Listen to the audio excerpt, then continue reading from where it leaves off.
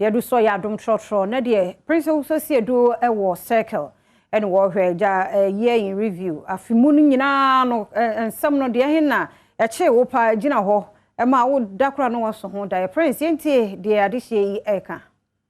Trotro ye de aba be piemu e wo cargo station e wo Kwame Nkrumah circle na enne ye hwe se afia e hye ase e January e be pim December ye wo mu yi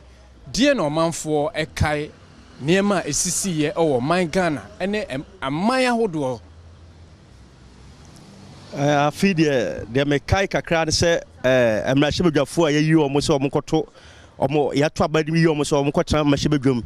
omo koto abakakra ho an tokwa ne we ne si ye ne ade me kai pa se empanyifo omo twa omo kontokwa wo pan house wo ne ade me kai afi pa ensunso be na de bai amfa insan ama Ghana emrahye bedwam no enimonyam wo no ekofom pa cause na kente sa ama ebuo na Ghana fo buom no sote mebre yeah afi dia me kai pa diza otuma can say diza ma driver for ya hwe hye no en pa na afi me kai na diza na dia yesre na still na once anti so mra from ma yesre na e ba ni sa zuanso be na bai oh masa zuanso de bad driver for so de nyamienim no krani na ano den ska krani anya bi ntaduani ni okoba wunya ska ntaduani ni wunya bi mu akonhoma masa ano de yesre na sa afi de yesre ba afi be wura mu no onya ho bibi still ansa nka ho ma yen ena mesre na afi Adom for whether Adom so sama toya na whether meso kakra me kan se am say diesel na yate so kakra ebi o de na wo kai afi we mu niema esi ya wo kai ne nsunsu aso me kai diesel sam na ba say de wate so kakra ba ni so guso a o te so ba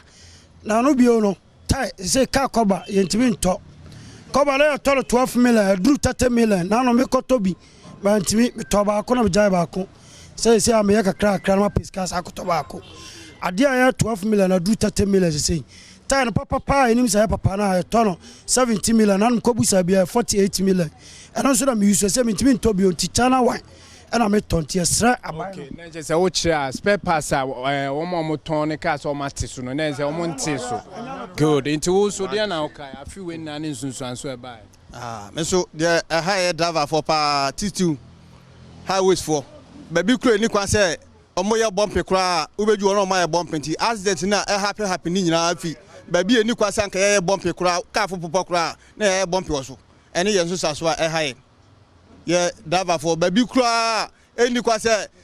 ka awo blake kra na awo blake ubeju ho na ya na tie bumping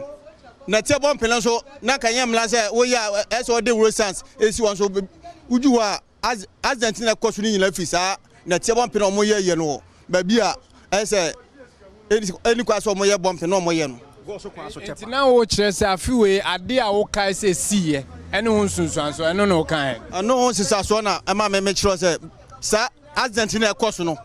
efisa no ma no eni kwa sanka bump baby aban wa ye de na mu say wa ye baby obeju no wa ye na tie bumping a road sense bia nsi wo ono so na me ka say eku amanfo pa nti esa aban say o ma konhie sisi afi we no menu ya mecha Ghana fo nyina menu na eya me ya titro Ghana rotos no omo say no because we say Ghana yarefo adwuma most hona na yarefo no ya adwuma didie but eno mu nyina titifie ena Burkina ne Cote d'Ivoire ne Togo kais enam kwan no so say kwan no kwa ayi nyamfa so bi anya dai emfiri mu ntime po mo empanyina na ado achew wana bedi achi omo nye ne ma yie maye so there na okay so dia me kai ne say police man no ba ye man mu no ye hu so ye na dwuma ye wetime blake say Asante village MTT nyina kwam o mate wase na buna hafo e de kopim north o fa buna hafo ba bia MTT ejina ho 2410 wo mu gina ono ma ahomache tere ebaba anwumele 6 na MTT gina kwam efilite ayi ebuna hafo efilite chima de kopim border so paga MTT ye gina wa ye musa wo hwe 20 cedis sika 20 cedis sika enti yɛsrɛ police panyin sɛ so watime yi Asante region MT2 afiri mu dia